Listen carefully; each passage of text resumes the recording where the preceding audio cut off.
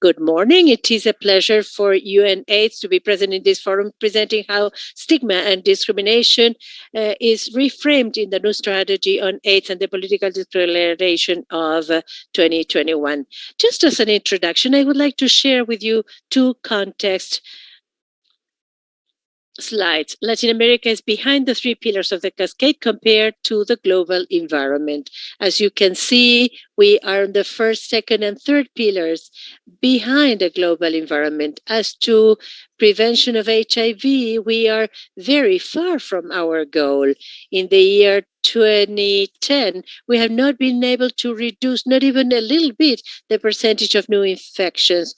And we have reduced in the year 2000 only 10%. We still have new infections every year. In these new infections, 92% in the year 2020 corresponded to key populations and their sexual partners. In the key populations have not even been able to reduce any percentage in the last 10 years, as you can see on the chart 2010 to 2020. Now, if we have a look at the percentage of reductions of deaths, we have reduced 21% since 2010, despite the fact that there's a reduction, is quite below the reduction of our regions. A very important environment is the investment that we have in Latin America as to key population. As you see here, only 2% of total HIV in the region concentrate on key population, despite the fact that 2% went to key population. There hasn't been an important reduction in the numbers. This percentage that is invested in key population, almost that percentage, the full percentage, comes from donors as the global funds, and the investment is very small in our region. UNAIDS, for a long time with the civil participation, has made an intense call to focus on prevention programs where we really need, especially these in vulnerable and key populations in our region. But there's a long way to go still today. Second slide I would like to share with you is the challenges. We have many achievements, but we know there's a political commitment in HIV response in Latin America in the last years. But I would like to highlight one. In the last 18 months of pandemic, the region has implemented for December 2020 the multimedia antiretroviral drugs for the people, even in countries. And we know this is not a general situation. In many countries, this is only concentrated in the urban environment. However, there's a policy, and we recognize this policy that is supporting us. And there's many challenges. First, structural and social cultural barriers in the region. It's an unequal region in the world, the Latin American region. Structural and social cultural barriers that are in the medical field and the health field, but they are also part of the broader life of our society. There's discrimination in the community, in the labor sectors, in justice, in educational systems, and we know how the limitation and discrimination is one of the first or main barriers to achieve the goal in 2030. This requires a coordinated action by all players as the health systems, educational systems, economy, work, social development, local governments, and of course the participation of civil society to achieve definitions of real policies based on evidence and human rights that are gender sensitive, that serves the needs of the different affected populations. We also need legislative frameworks that help us eliminate punitive punishments, punitive laws. We have to concentrate on legal frameworks that comprise key population, including refugees, indigenous people, etc. For that, we need to intensify the promotion of the world commitments that have been set up.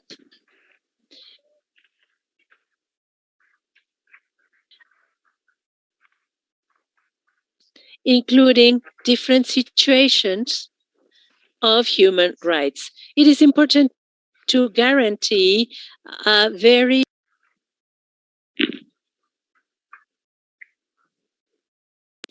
It is very important to increase the leadership capacity and community and to strengthen the role that they have in the community environment and to make the best use of the governments to comprise justice. It is essential to have legislative frameworks to promote the participation of civil society with strategies of social contracting. It is important that civil society, and this has been said several times, to participate in decision making, technical management, financial activities, and horizontal platforms of account revision. Civil societies and communities come to places that governments many times cannot be there.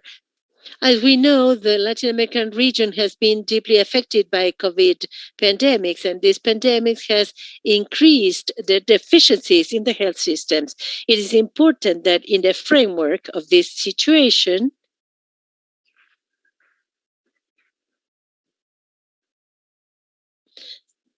it is very important to make sure that we are not left outside. And we have to wonder if this region is ready for transition of the Global Fund of PEPFAR. Now, throughout this year, we have had two key moments. The new World Strategy on AIDS has been approved, 2020-2026, and the political declaration, one March 2021 and June 2021. Both had the participation of civil society, and the goal of the political declaration was to have a balance on the progress made from the political declaration 2016, and the goals were stated to get for 2030. In both documents, the elimination of stigma and discrimination as to HIV are considered essential for the discussions, and we will see how this is reflected. But I want to concentrate on the title of these two documents, to put an end to inequalities. This is the title of both documents, because we know if the end of inequality is not achieved, we will not be able to come to the end of AIDS.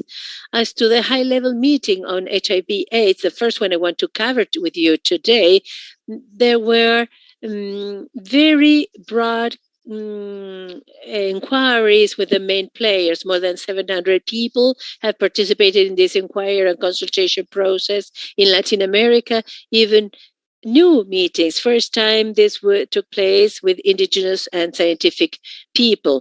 Civil society has participated in many of the meetings, despite the fact this was a virtual process. There was a political positioning, a standpoint of the societies. This was a good element for discussion in many of the processes and the debates. Political declaration as the final product was the result of negotiations and deliberations among the different governments, and there's some progress as to the discussion. The stigma and discrimination, the same as other social enablers, are comprised in the political declaration, as you can see in paragraph 61.e, as to access to diagnosis services, and 65E, where countries commit to the elimination of stigmatization and stigma and discrimination to key populations. And despite the fact that we have been able to achieve or to incorporate discrimination as to the political declaration, I also believe it is important as to part of this space to recognize that it could have been much better. That's why I wanted to write this text where, the same as Lucila, despite the fact that we see the commitments, that we are happy to see the commitments that have been signed, we feel it would be more integrated in the field of sexuality, health, sexual rights, reproductive rights, and if there's any HIV and there's a reduction of damage, there's some call to discrimination and transmission of HIV, sexual work, consumption of drugs, and laws that criminalize sexual relation between people of the same sex. This is not appearing. There could be more flexibilization of intellectual property rules as to the access to drugs, the vaccines that save lives. And this was not achieved in the political declaration. There could also be some sound concept in key population. The word key population appears only 4 times in the political declaration, and this does not appearing here. The suppression of HIV does not specifically refer to key population, empowering of women and girls, where it does not make any reference to people with HIV, in people with LGBT and migrants and human rights, intimidation. This refers to people who live with HIV, but not specifically to key populations. So we know that the political declaration could have been stronger in some aspects, but we also know that it has very sound aspects, and we can cover with that. But we also know that the political declaration is not a bounding document. And I would like to devote some minutes now to the global strategy of AIDS, because from the point of view of strategic vision and implementation, this should be our mother document towards 2025 and beyond, because this is a document that has been approved by all the member states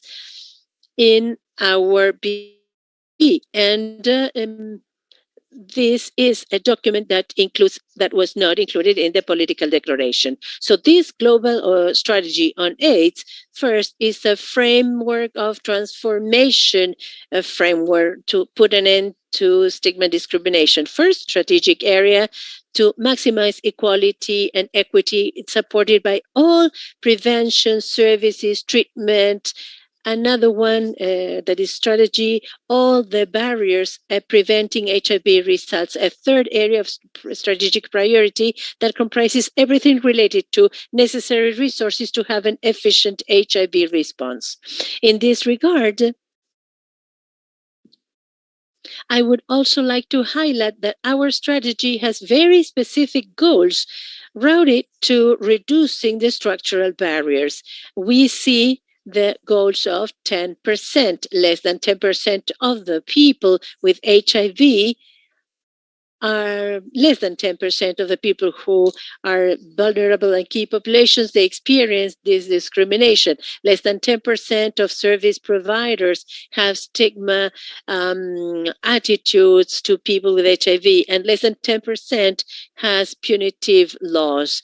And important, the goals of 95%, they are directed to or targeted to specific groups and specific geographies. This is not an average. It's not 25% of a country. It's 90%, 95% of Guatemala men having sex with men, prevention of HIV in Honduras, in trans women, not national average.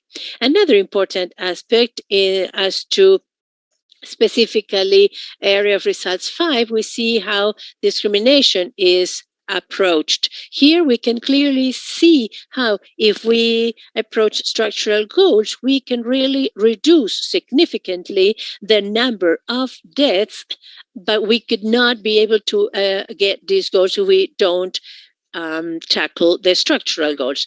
Just to put an end, I would like to leave you the Global Alliance of Actions that tends to eliminate all forms of violence and discrimination related to HIV/AIDS. This is an alliance that tries to support and take countries to have real actions based on environment of health, education, labor community, work, justice, health, communities. In this framework, we try to define clear actions to reduce stigma and discrimination in all these spaces. We have 4 countries in the region, and we have Jamaica, Argentina, and quite recently Costa Rica and Ecuador. I would like to now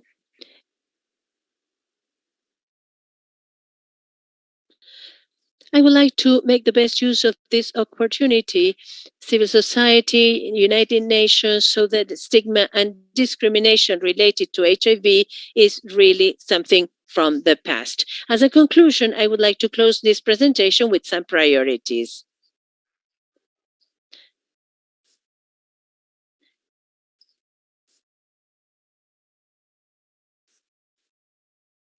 Towards more progressive answers to put an end to AIDS. We can see that in general there's a commitment in the region to guarantee sound responses There's a commitment to guarantee universal access to health.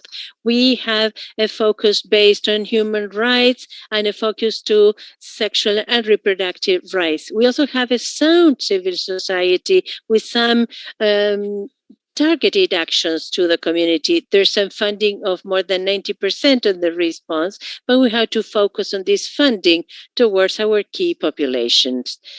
Just to put an end, and in short, I want to give you this message. If there's any region that can really achieve the stigma discrimination, this is Latin America. For us, we need to guarantee that national response to HIV puts the communities in the center. Only this is how we will be able to achieve the end of AIDS